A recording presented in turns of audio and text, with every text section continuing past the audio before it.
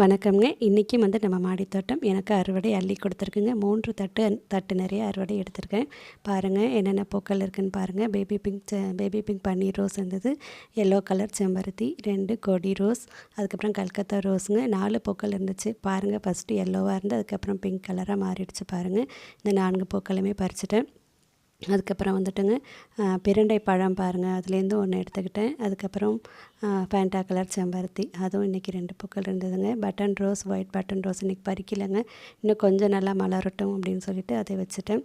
அதுக்கப்புறம் 3 செடிகளில் இருந்த ஒயிட் செம்பருத்தி இன்றைக்கி 8 பூக்கள் எனக்கு கிடச்சிதுங்க. அதையும் பறிச்சுக்கிட்டேன். அதுக்கப்புறம் 2 லைட் ரோஸ் செம்பருத்தி இருந்துச்சுங்க. அதுக்கப்புறம் அதையும் பறிச்சுக்கிட்டேன்.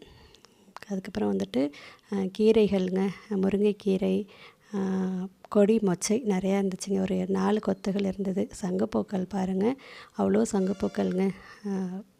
அதுக்கப்புறம் பச்சை கத்திரி ஒன்று இருந்துச்சு, வெண்டைக்காய் ஒன்று இருந்தது, பச்சை மிளகாய் 2 மிளகாய், இது எல்லாமே பறிச்சுக்கிட்டேங்க. 3 தட்டு நிறையா அறுவடை. அடுத்த பதிவில் பாருங்கள், அவ்வளோ அழகாக இருக்கும். நன்றி, வணக்கம்ங்க.